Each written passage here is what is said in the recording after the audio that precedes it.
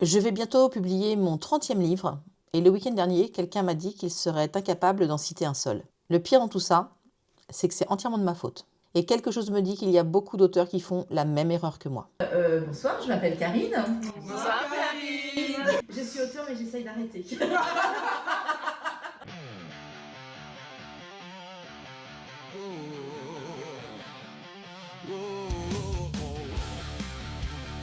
Mais remettons un peu de contexte, c'est qui cette personne qui a osé dire qu'elle ne connaissait aucun de mes livres? Eh bien c'est une autrice avec qui j'ai passé quelques jours, ainsi qu'avec d'autres auteurs, dans le cadre des premiers EGPI, donc les États généraux des plumes indépendantes. Tout commence en septembre dernier à Paris. Je suis venue sur la capitale avec mon amie et auteur Aline Tognoni. On a l'intention d'assister à une conférence qui est dédiée aux auteurs indépendants.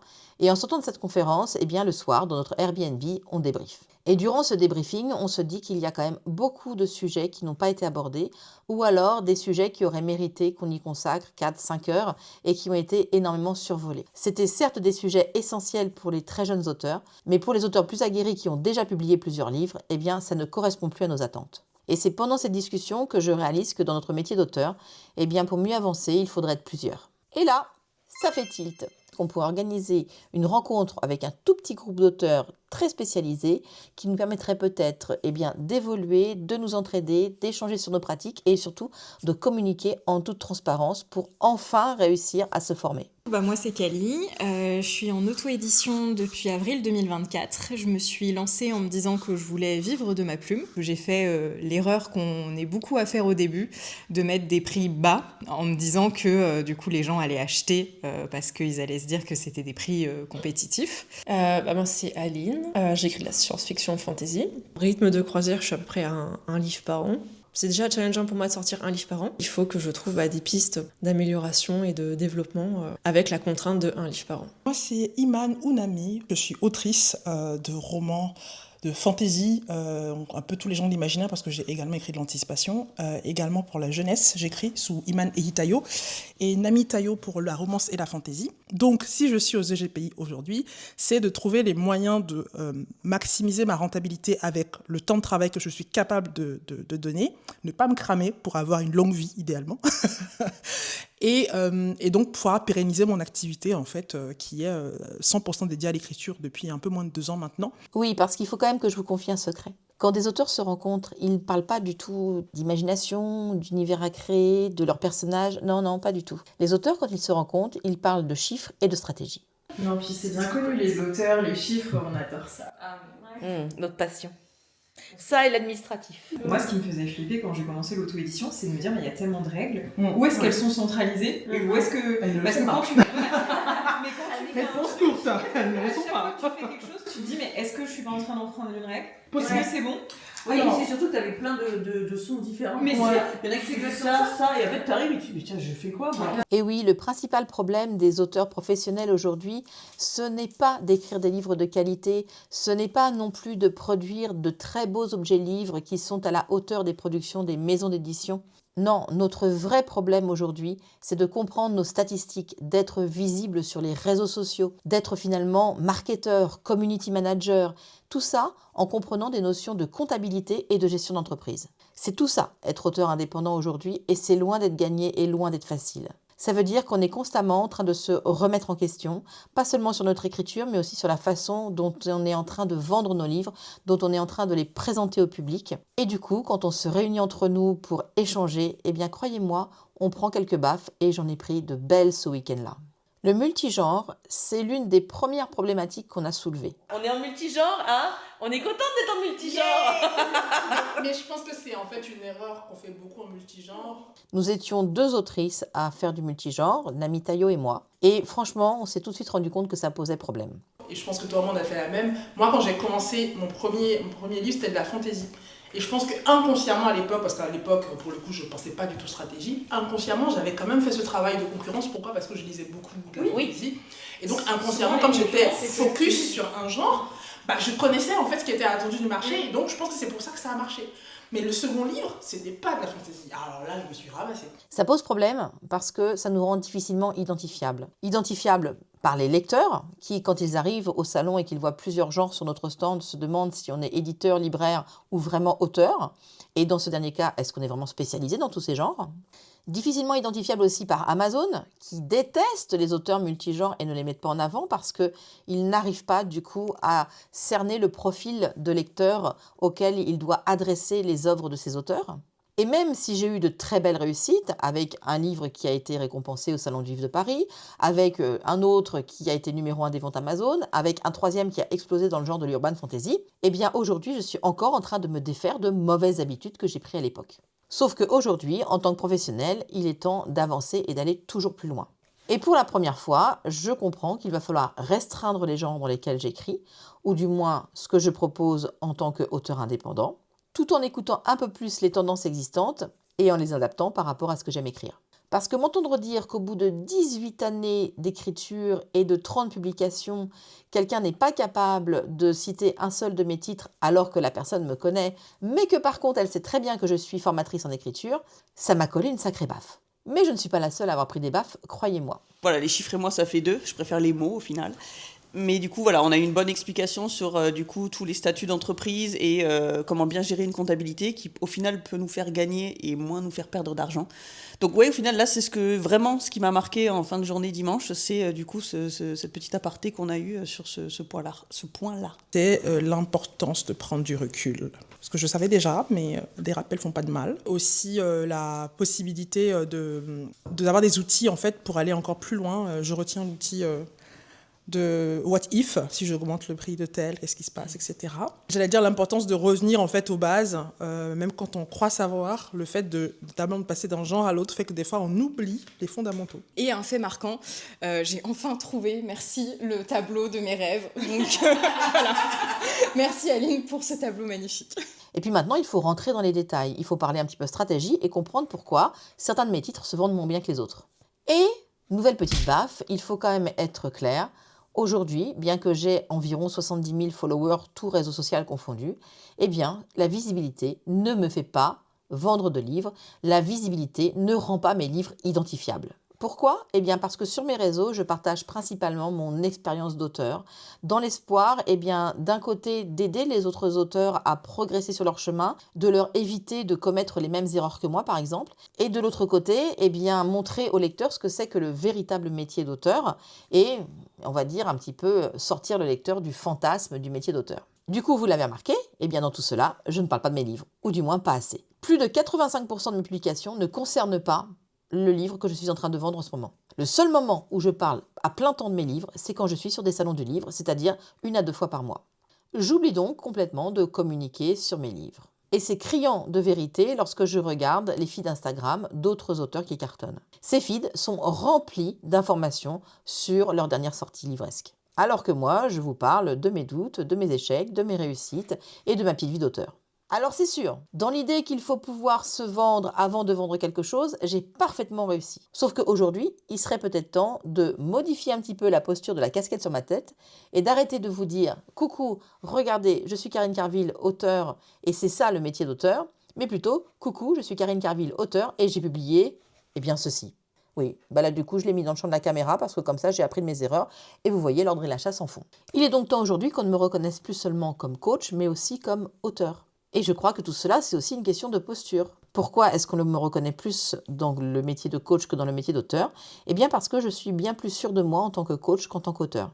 Malgré le fait que j'ai publié une 30aine de livres, aussi bien en maison d'édition classique qu'en auto-édition, malgré le fait que je suis auteure indépendante depuis plus de 5 ans et que je vis donc de ma plume en écrivant des livres, en les vendant et en vous aidant à écrire les vôtres et à les vendre, eh bien je me sens certainement plus légitime dans mon rôle d'enseignante que dans mon rôle d'auteur. Tout simplement parce que j'ai été enseignante pendant 21 ans. Je sais ce que c'est que la pédagogie. J'ai appris à décrypter ce qui se passe dans vos petits cerveaux quand vous réfléchissez. Je sais adapter mes pratiques à vos besoins. Bref, je sais que je suis une bonne enseignante. Et qu'en tant que coach, je suis pleinement légitime. Et c'est là où c'est complètement débile de se dire que je ne le serai pas en tant qu'auteur. C'est pas comme si je n'avais rien publié. Ce n'est pas comme si je n'avais gagné aucun prix. Ce n'est pas comme si je n'avais pas Le Tueur sans nom qui avait fini numéro 1 des ventes Amazon. Non, j'ai des titres qui ont très très bien fonctionné. J'ai des avis par centaines sur Amazon. Et pourtant, eh bien je doute encore. Foutu syndrome de l'imposteur tout de même. Hein. Alors maintenant, il va falloir que j'analyse un petit peu tout ça, que je gratouille un petit peu côté psy. Parce que, quoi qu'il en soit, eh bien, il est temps que ça change. Et pour changer, eh bien, j'ai fait appel à une pro du marketing en la personne de Lucie. Lucie, elle tient un Instagram qui s'appelle Va des rétro marketing du livre et elle dédiabolise justement le côté marketing pour le livre. Le livre est un objet comme un autre, le livre doit se vendre pour rémunérer son auteur. Ce n'est pas un objet culturel qu'il ne faut pas toucher ou toucher que du bout des doigts et les auteurs ont le droit de gagner de l'argent avec. Lucie a donc été invitée elle aussi à ces EGPI. Intense, enrichissant et moi je trouve aussi qu'il y a cette notion un peu de sororité, voilà, on s'entraide, c'est sincère donc ça fait plus de un mot mais je pense que c'est ça qui va vraiment me marquer moi de ces quelques jours. Lucie était donc la seule auteure non publiée invitée aux EGPI. Elle est pourtant autrice, elle est en cours de rédaction de son premier roman. Et pour elle, ça a aussi été une chance de participer à ces ateliers parce que ça lui a permis deux choses.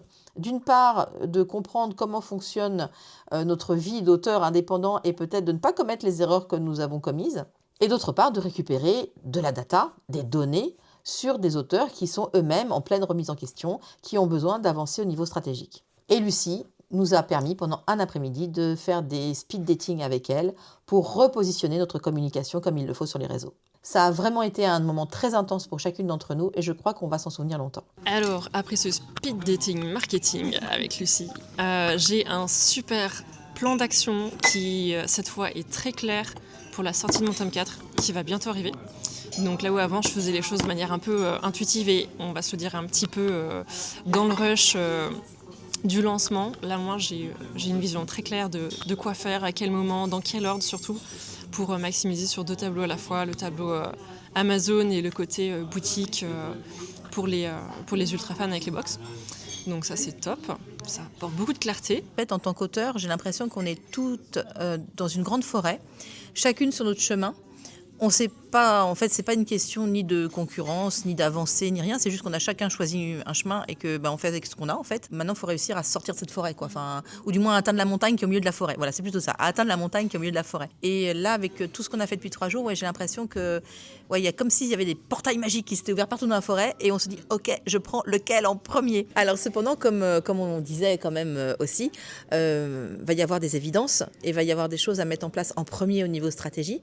Donc maintenant, je crois que c'est à nous de réfléchir à comment est-ce qu'on va monter une espèce de rétro-planning, comment on va prioriser nos actions en fait, de manière à être enfin constructif et enfin productif. Et puis on va voir si sur 2026 ça change quelque chose. Et apprendre à choisir aussi, pas vouloir tout faire en même temps. Oui.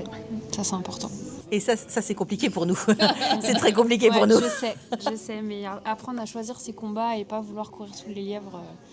Je pense que c'est un peu le défi numéro 1 de tout le monde, mais une fois qu'on a identifié ça, au moins ça permet de focaliser son énergie, je pense. Et donc ça fait que ça m'a aidé moi-même à me recentrer sur quel était mon objectif principal de cette année, essayer d'accepter de ne faire que ça en priorité, et donc d'essayer de découler un plan d'action par rapport à ça. Donc effectivement, hier j'étais beaucoup dans le flou, aujourd'hui quand même plus de clarté de mon côté sur où aller. Après j'ai quand même la peur de l'immensité de travail que ça demande et aussi du fait que ça puisse ne pas payer comme je voudrais. Donc c'est quand même beaucoup d'inquiétude aussi derrière, mais en tout cas de la clarté sur les 2 prochains mois. Ce que je peux dire aujourd'hui, c'est que ces premiers EGPI ont vraiment été une réussite. Alors certes, nous n'étions que 6 auteurs, et le terme états généraux des plumes indépendantes est un petit peu pompeux peut-être, mais d'un autre côté tellement stylé. Et puis ce sont peut-être les prémices d'un mouvement à venir, un mouvement où les auteurs se regrouperaient pour mieux travailler, mieux collaborer ensemble. On est tous repartis épuisés, mais avec plein de bonnes idées et de bonnes pratiques à mettre en place au niveau de notre stratégie, de notre communication et de notre marketing.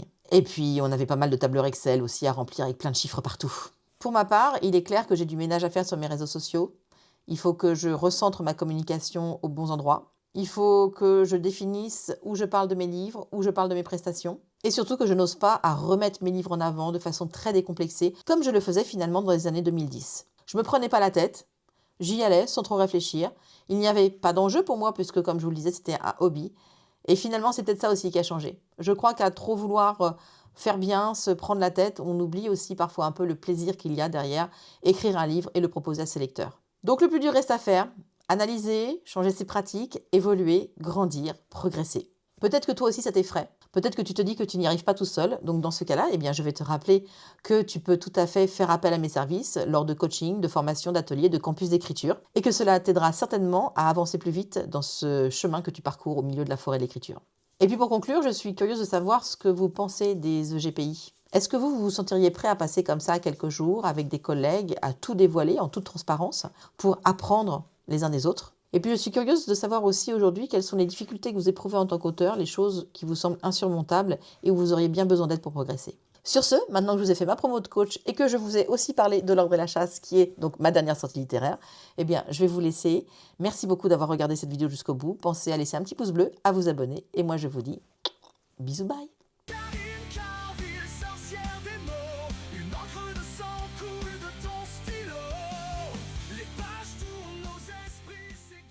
Partage.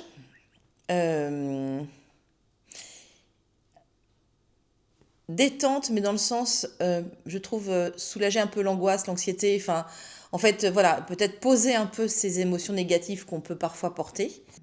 Et fun, quand même, parce qu'on a quand même des bons moments aussi assez fun. Et moi, je pense que donc, ce que je vais retenir, alors, c'est pas forcément un point précis, mais il y a un titre que j'ai mis dans mon document Word de prise de notes et j'ai appelé ça « Les grandes baffes ». Et j'ai une to-do list, enfin, c'est pas une to-do list, mais j'ai une liste qui s'allonge en mode « Eh ouais, tu fais pas ça, eh ouais, tu fais pas ça, et tu devrais, et ça tu savais le faire, et tu le fais plus », voilà. Donc j'ai l'impression que c'est en train de me faire un 360 autour de les épaules, là. Et que peut-être mardi matin, je vais repartir avec la tête dans l'axe en me disant « Allez, maintenant, du sérieux, on reprend les choses comme il faut. » C'est un peu ça. Mais c'est sympa parce qu'on organise un truc, voilà, et en fait, on se reprend des baffes en retour. C'est parfait, en fait. C'est pile poil ce qu'il fallait. C'est ce qu'on disait, on apprend toujours. Hein, voilà. Ouais, c'est ça, c'est ça. On aurait jamais dû appeler ça les états généraux, mais plutôt les grandes baffes. C'est ça. On rebaptise ça pour l'année prochaine.